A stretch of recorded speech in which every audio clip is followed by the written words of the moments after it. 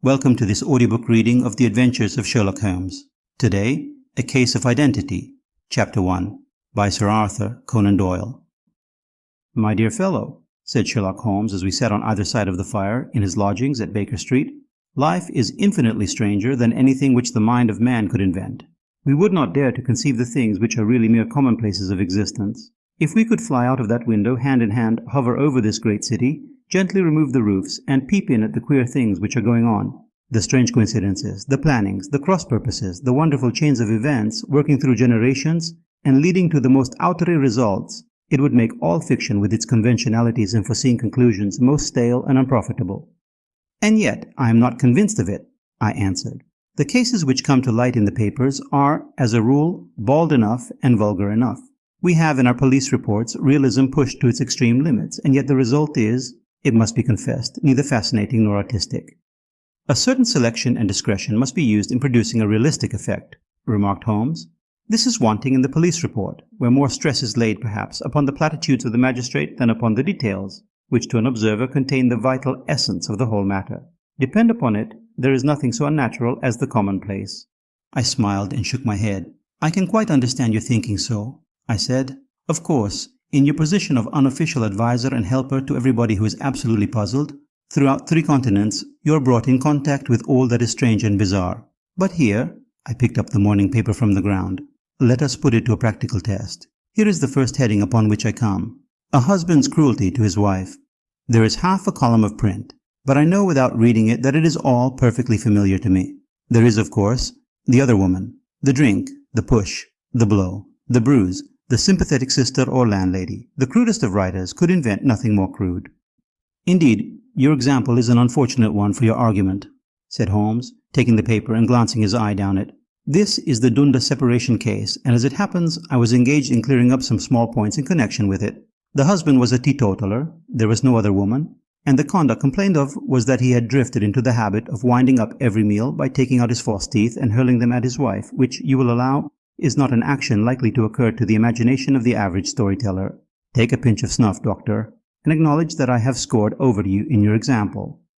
He held out his snuff-box of old gold with a great amethyst in the center of the lid. Its splendor was in such contrast to his homely ways and simple life that I could not help commenting upon it.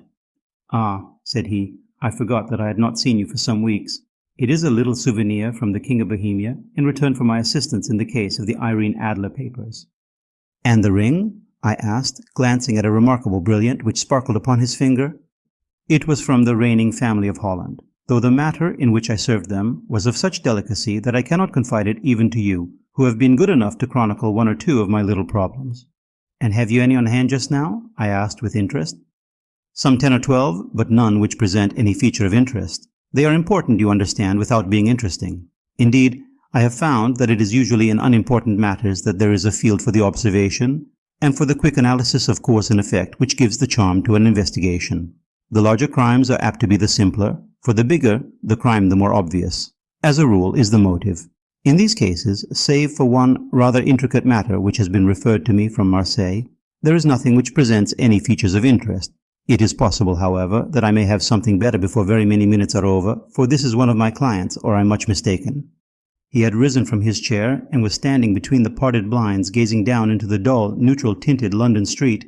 Looking over his shoulder, I saw that on the pavement opposite there stood a large woman with a heavy fur boa round her neck, and a large curling red feather in a broad-brimmed hat, which was tilted in a coquettish Duchess of Devonshire fashion over her ear.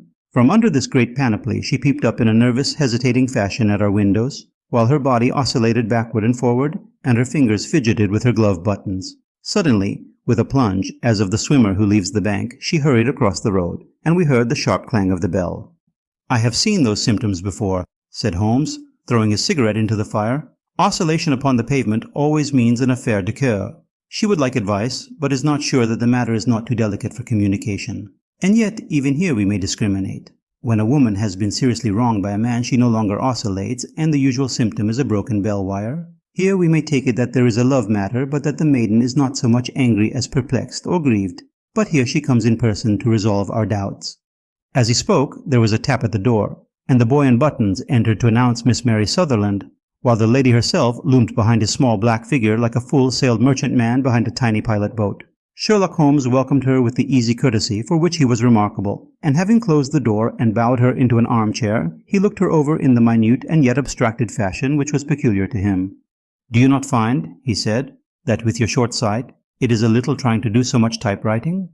"I did at first," she answered, "but now I know where the letters are without looking." Then, suddenly realizing the full purport of his words, she gave a violent start and looked up, with fear and astonishment upon her broad, good-humoured face. "You've heard about me, Mr. Holmes," she cried, "else how could you know all that?" "Never mind," said Holmes, laughing. "It is my business to know things. Perhaps I have trained myself to see what others overlook. If not, why should you come to consult me?" "I came to you, sir, because I heard of you from Mrs. Etheredge, whose husband you found so easy when the police and everyone had given him up for dead. Oh, Mr. Holmes, I wish you would do as much for me. I'm not rich, but still I have 100 a year in my own right, besides the little that I make by the machine, and I would give it all to know what has become of Mr. Hosmer Angel." "Why did you come away to consult me in such a hurry?" asked Sherlock Holmes, with his fingertips together and his eyes to the ceiling. Again, a startled look came over the somewhat vacuous face of Miss Mary Sutherland.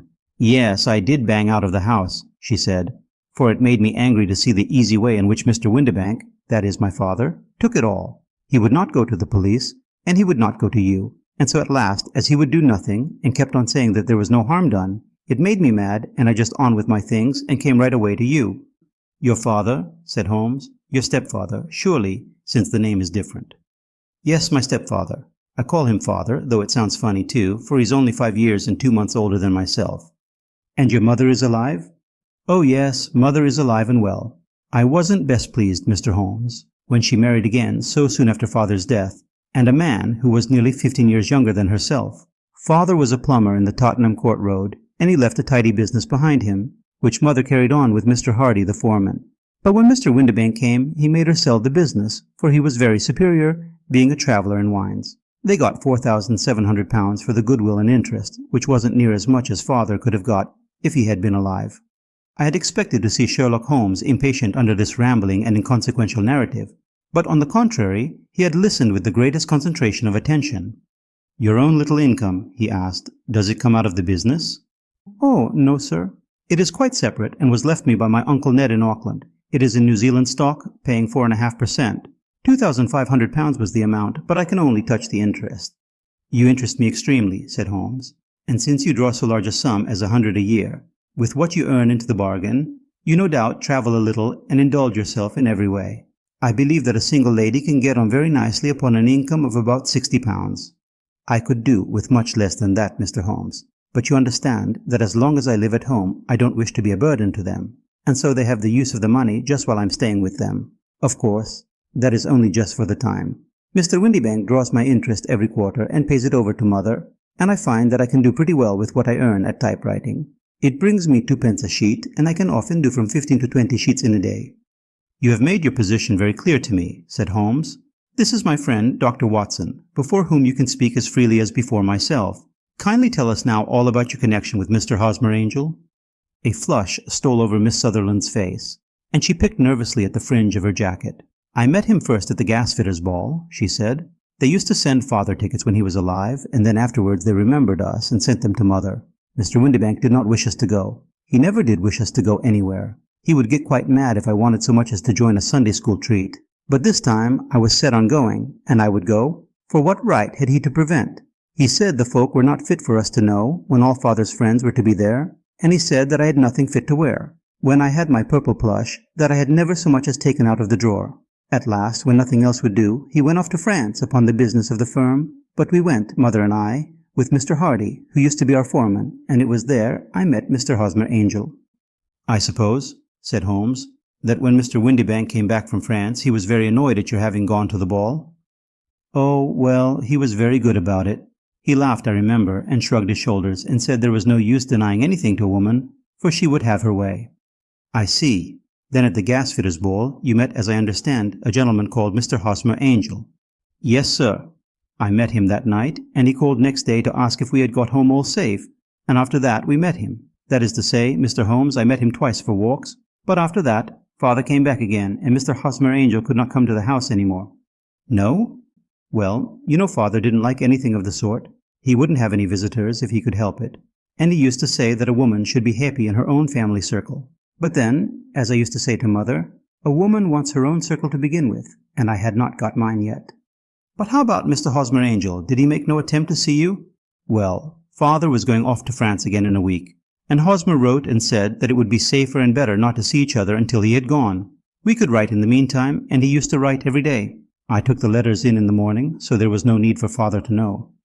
Were you engaged to the gentleman at this time? Oh, yes, Mr. Holmes. We were engaged after the first walk that we took. Hosmer, Mr. Angel, was a cashier in an office in Leadenhall Street, and— What office?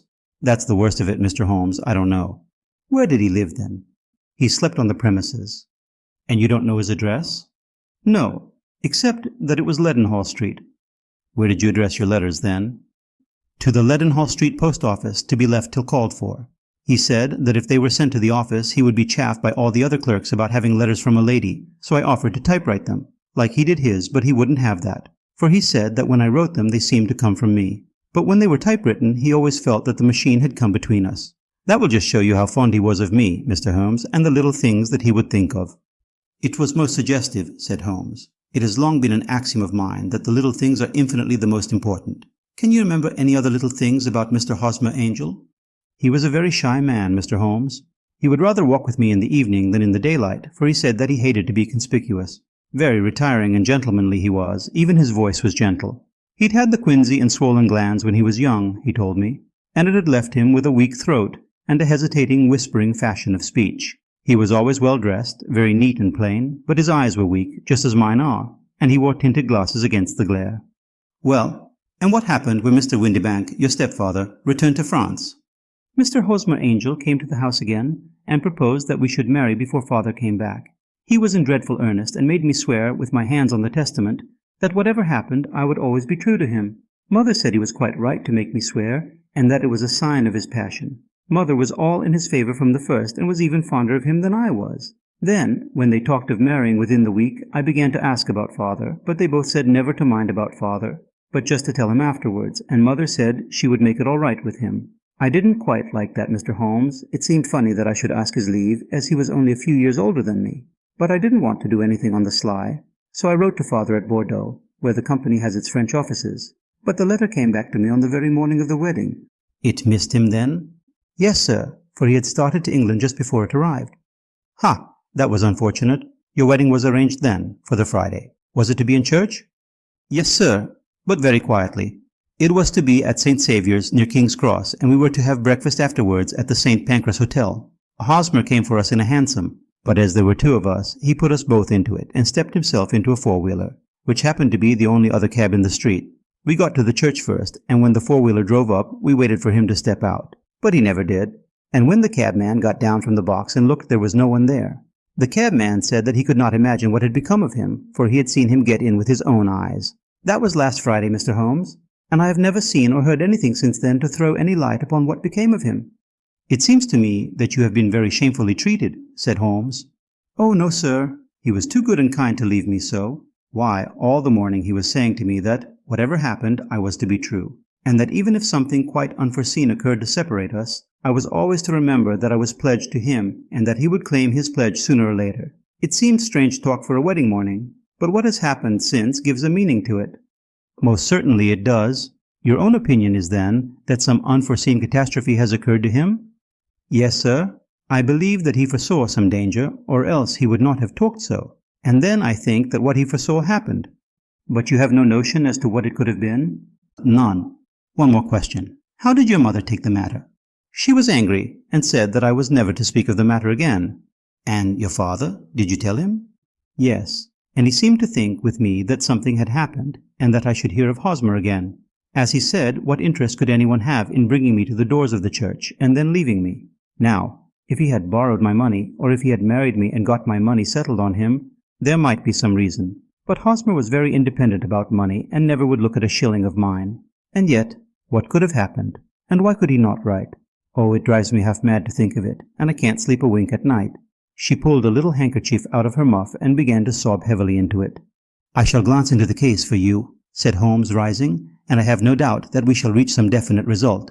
Let the weight of the matter rest upon me now, and do not let your mind dwell upon it further. Above all, Try to let Mr. Hosmer Angel vanish from your memory, as he has done from your life. Then you don't think I'll see him again? I fear not. Then what has happened to him? You will leave that question in my hands. I should like an accurate description of him and any letters of his which you can spare. I advertised for him in last Saturday's Chronicle, said she. Here is the slip, and here are 4 letters from him. Thank you. And your address? Number 31 Lime Place, Camberwell. Mr. Angel's address you never had, I understand. Where is your father's place of business? He travels for Westhouse and Marbank, the great claret importers of Fenchurch Street. Thank you. You have made your statement very clearly. You will leave the papers here, and remember the advice which I have given you. Let the whole incident be a sealed book, and do not allow it to affect your life. You are very kind, Mr. Holmes, but I cannot do that. I shall be true to Hosmer. He shall find me ready when he comes back. For all the preposterous hat and the vacuous face, there was something noble in the simple faith of our visitor which compelled our respect. She laid her little bundle of papers upon the table and went her way, with a promise to come again whenever she might be summoned. Sherlock Holmes sat silent for a few minutes, with his fingertips still pressed together, his legs stretched out in front of him, and his gaze directed upward to the ceiling. Then he took down from the rack the old and oily clay pipe, which was to him as a counsellor, and having lit it, he leaned back in his chair, with a thick blue cloud wreath spinning up from him, and a look of infinite languor in his face. Quite an interesting study, that maiden, he observed. I found her more interesting than her little problem, which, by the way, is rather a trite one. You will find parallel cases if you consult my index in Andover in 77, and there was something of the sort at The Hague last year. Old as is the idea, however, there were 1 or 2 details which were new to me, but the maiden herself was most instructive. You appeared to read a good deal upon her which was quite invisible to me, I remarked. Not invisible but unnoticed, Watson. You did not know where to look, and so you missed all that was important. I can never bring you to realize the importance of sleeves, the suggestiveness of thumbnails, or the great issues that may hang from a bootlace. Now, what did you gather from that woman's appearance? Describe it. Well, she had a slate-colored, broad-brimmed straw hat with a feather of a brickish red. Her jacket was black, with black beads sewn upon it, and a fringe of little black jet ornaments. Her dress was brown, rather darker than coffee color, with a little purple plush at the neck and sleeves. Her gloves were grayish and were worn through at the right forefinger. Her boots I didn't observe. She had small, round, hanging gold earrings, and a general air of being fairly well-to-do in a vulgar, comfortable, easy-going way. Sherlock Holmes clapped his hands softly together and chuckled. "'Pon my word, Watson, you are coming along wonderfully. You have really done very well indeed. It is true that you have missed everything of importance, but you have hit upon the method, and you have a quick eye for color. Never trust to general impressions, my boy, but concentrate yourself upon details. My first glance is always at a woman's sleeve.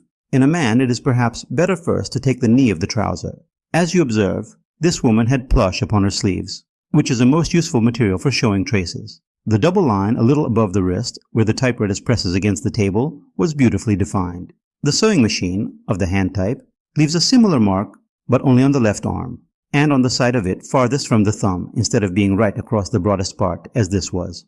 I then glanced at her face, and observing the dint of a pince-nez at either side of her nose, I ventured a remark upon short sight and typewriting, which seemed to surprise her. It surprised me. But surely it was obvious. I was then much surprised and interested on glancing down to observe that, though the boots which she was wearing were not unlike each other, they were really odd ones, the one having a slightly decorated toe cap and the other a plain one. One was buttoned only in the 2 lower buttons out of 5, and the other at the 1st, 3rd, and 5th. Now, when you see that a young lady, otherwise neatly dressed, has come away from home with odd boots half-buttoned, it is no great deduction to say that she came away in a hurry. "And what else?" I asked, keenly interested, as I always was by my friend's incisive reasoning. I noted, in passing, that she had written a note before leaving home, but after being fully dressed. You observed that her right glove was torn at the forefinger, but you did not apparently see that both glove and finger were stained with violet ink. She had written in a hurry and dipped her pen too deep. It must have been this morning, or the mark would not remain clear upon the finger. All this is amusing, though rather elementary. But I must go back to business, Watson. Would you mind reading me the advertised description of Mr. Hosmer Angel? I held the little printed slip to the light. Missing, it said, on the morning of the 14th, a gentleman named Hosmer Angel, about 5 feet 7 inches in height, strongly built, sallow complexion, black hair, a little bald in the center, bushy black side whiskers and moustache, tinted glasses, slight infirmity of speech, was dressed, when last seen, in black frock coat faced with silk, black waistcoat, gold Albert chain, and grey Harris tweed trousers with brown gaiters over elastic-sided boots. Known to have been employed in an office in Leadenhall Street, anybody bringing, and so on, and so on. "That will do," said Holmes. "As to the letters," he continued, glancing over them, "they are very commonplace. Absolutely no clue in them to Mr. Angel, save that he quotes Balzac once. There is one remarkable point, however, which will no doubt strike you." "They are typewritten," I remarked. "Not only that, but the signature is typewritten. Look at the neat little Hosmer Angel at the bottom. There is a date, you see, but no superscription except Leadenhall Street, which is rather vague. The point about the signature is very suggestive. In fact, we may call it conclusive." "Of what?" "My dear fellow, is it possible you do not see how strongly it bears upon the case?" "I cannot say that I do, unless it were that he wished to be able to deny his signature if an action for breach of promise were instituted." "No, that was not the point. However, I shall write 2 letters, which should settle the matter. One is to a firm in the city, the other is to the young lady's stepfather, Mr. Windibank, asking him whether he could meet us here at 6 o'clock tomorrow evening. It is just as well that we should do business with the male relatives. And now, Doctor, we can do nothing until the answers to those letters come, so we may put our little problem upon the shelf for the interim." Thanks for joining this reading. If you liked it, give it a thumbs up, subscribe, and share your thoughts in the comments.